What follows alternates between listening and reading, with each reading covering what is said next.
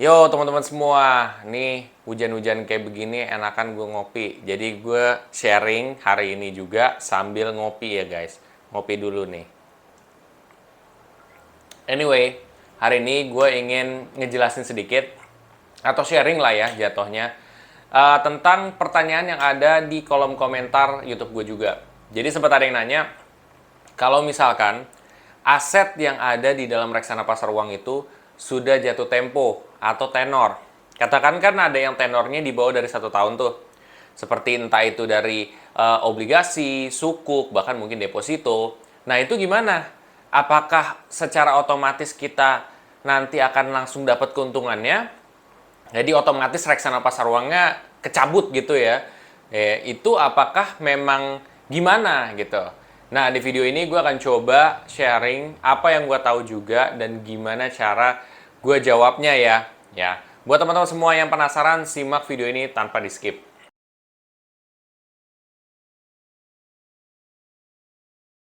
Pertanyaan-pertanyaan reksadana sekarang sudah mulai berkembang dan gue sangat senang ya karena memang banyak orang yang antusias terhadap investasi ya, terutama kita ngomongin di sini adalah reksadana. Nah ngomongin soal reksadana, nah kita kan ngomongin soal reksadana pasar uang nih. Itu pertanyaannya salah satunya adalah seperti ini. Kalau misalkan aset di dalamnya itu udah jatuh tempo, apakah otomatis reksadananya terjual? Jawabannya adalah tidak. Kenapa? Karena gini, setiap reksadana itu kan ada manajer investasi yang milihin aset dan juga dia yang memberikan suatu pilihan ya. Pilihan aset ini, aset ini, aset ini yang bakal dibeli ya, supaya nanti teman-teman investor juga bisa mendapatkan hasil yang lebih optimal ya, optimal. Nah, setiap aset yang dia pilih ya, itu kan mereka punya tenor yang beda-beda ya. Ketika tenornya itu sudah jatuh tempo, ya otomatis memang mereka akan mendapatkan keuntungan. Nah, ketika mereka mendapatkan keuntungan, kalau seandainya itu di bawah dari 1 tahun, atau dikatakan 1 tahun sama ya, itu kalau kamu tidak menarik ya maka keuntungan itu ya belum terrealisasi ya, dan mereka tetap menggunakan dana tersebut untuk mengalokasikan di investasi yang lain. Kayak misalkan ada obligasi baru nih, ya mereka akan mengalokasikan ke sana. Makanya kamu mungkin yang sudah beberapa tahun investasi di reksadana memperhatikan nih, top holding reksadana itu bisa berubah dengan seiringnya waktu.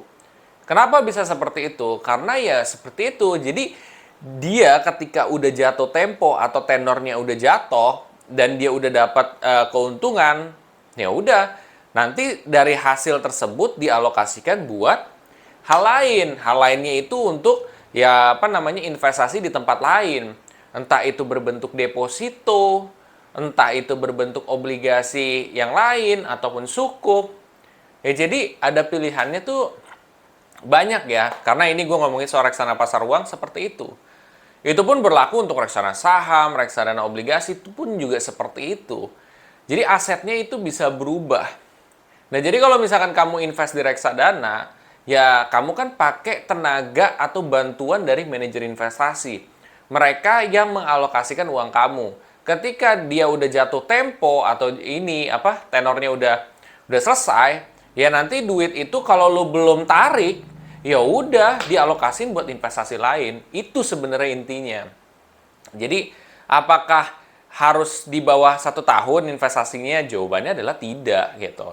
Kalaupun lo tidak menarik dana tersebut atau lo tidak menjual aset tersebut, ya nggak bakal terjual.